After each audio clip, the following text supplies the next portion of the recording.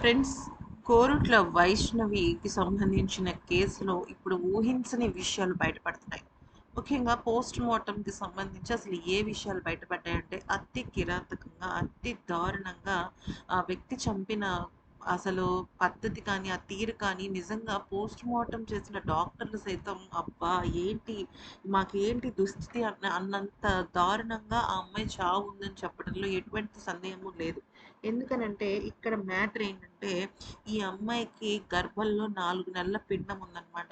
అయితే ఈ అమ్మాయి నిద్రపోతున్న సమయంలో ఆ అమ్మాయిని బాగా గట్టిగా గొంతు నులిమి చంపడం అయితే జరిగింది. అయితే నిద్రలో ఉంది కదా!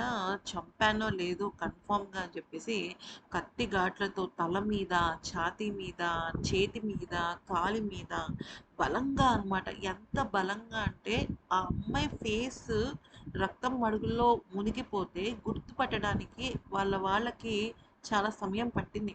అక్కడున్న డాక్టర్లు మొత్తం అంతా అదంతా ఆ మీద పడ్డ మరకలన్నీ కూడా తుడిచేసరికి అంత టైం పట్టిందనమాట.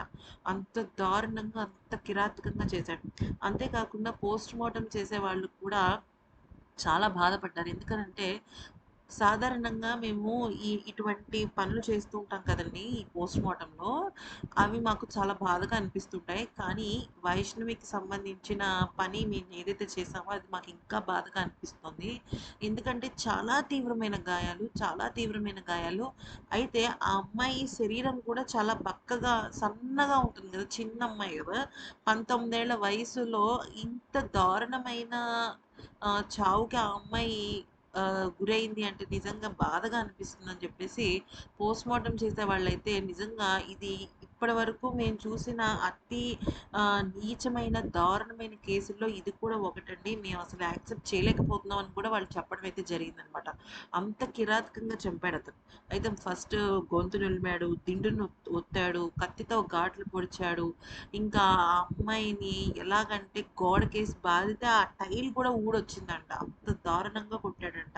సో, ఇదంతా కూడా రిపోర్ట్‌లో బయటపడింది. అయితే ఇది ఖచ్చితంగా నిద్రలో జరిగినప్పుడే అని చెప్తున్నారు. నిద్రలో అంటే ఫస్ట్ అటెంప్ట్ అనేది ఆమె వీక్ అయిపోవడానికి కారణం ఏంటి? ఇప్పుడు మామూలుగా ఆమె స్పృహలో ఉన్నప్పుడు కనుక వీడు దాడి చేశాడనుకోండి, అప్పుడు ఆ అమ్మాయి కూడా తిరిగి దాడి చేయటమో, అక్కడి నుంచి తప్పించుకోవడమో చేసేది. ఆ అమ్మాయి నిద్రలో ఉన్నప్పుడే వీడేం చేశాడంటే ఆమెను చాలా తీవ్రంగా ఎక్కువ సేపు గాయపరిచేశాడు. అలా గాయపరచటం వల్ల ఆ అమ్మాయి ఫర్దర్‌గా లేచినా కూడా నిద్ర నుంచి లేచినా కూడా ఇతనితో పోరాడలేక ఓడిపోయిందనమాట. అది జరిగిన విషయం. ఇది మొత్తం అంతా రిపోర్ట్‌లో బయటపడింది.